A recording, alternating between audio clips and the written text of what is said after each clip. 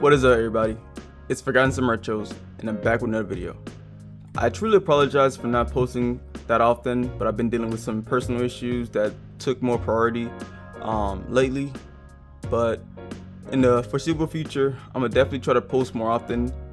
I'll definitely try to post one video once a week.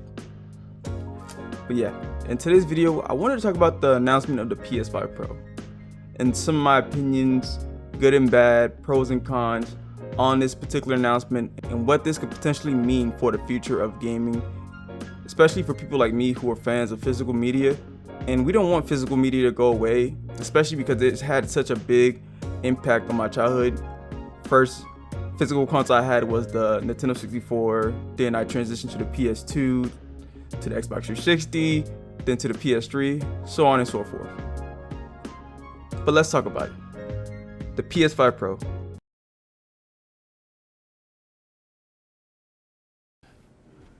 I'm here, yo. Okay. So the PS5 Pro costs $700. In my honest opinion, that price is just too high. I would have thought the price would have been about $500 or maybe $600 at the most, especially because the console does not come with a disc drive. So that's literally an additional $80 we have to spend for the console just to even play our physical media. As well as the game does not come with a stand, so that's another $30 right there. You're spending $110 more. But let's look at some of the pros of this particular console, right? They added 45% boost to the GPU. They added one more additional terabyte of storage, as well as they added a AI-powered upscaling tech called the PlayStation Spectral Super Resolution. So I'm guessing we're probably gonna be playing games in a 4K resolution, but let's be truthful. How many people can actually see the difference when it comes to the resolution of the games? I think most people play at like what, 1440p? As well as they added enhanced ray tracing.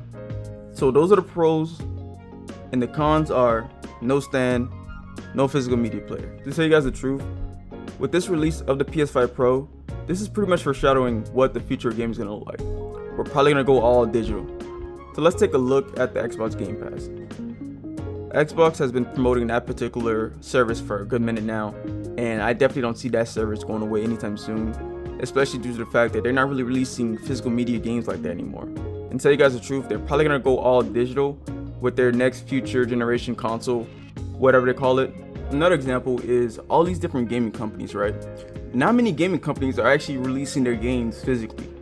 Look at Alan Wake 2, for example. A lot of people were really interested in that game. I heard a lot of good things about the game, and because the game was not released physically, the game just did not sell that well, even though the game was great.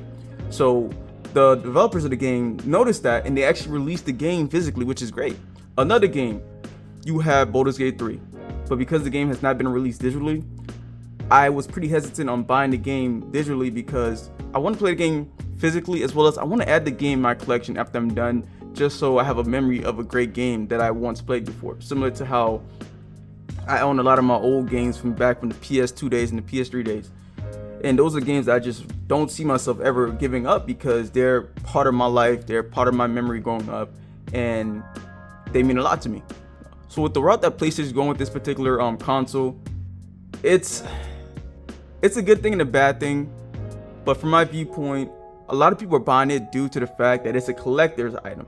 You know, they want enhanced graphics, they want enhanced resolution, they want enhanced capability to actually look at the games from a better quality perspective. And from what I've been seeing, a lot of people who are big enthusiasts when it comes to physical media, they're opposing the direction that PlayStation is going with this particular release of this console. A lot of people are really hesitant to even buy it due to the fact that it doesn't have a disc drive with it. And that causes another thing.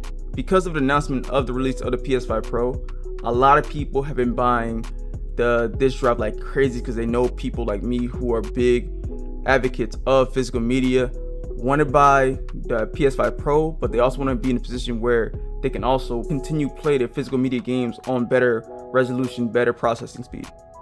So all in all, from my viewpoint, people who are big on resolution, people who are big on processing speed, who want to be in a position where they can play their games quicker, they're probably going to buy the console. I know a couple of my buddies, they're probably going to buy a console due to the fact that it has so many benefits compared to the current PS5 that they have.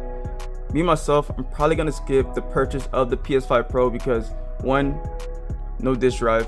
2, my current PS5 works perfectly and it's only like 2 years old, right? And then 3, if they don't come out with a PS5 Pro that has a non-detachable disk drive included already, as well as they reduce the cost, I'm not buying it. Tell you guys the truth, at $700, you might as well just buy a PC, because if the PS5 Pro is sitting at $700, how much is the PS6 gonna cost? 800, 900?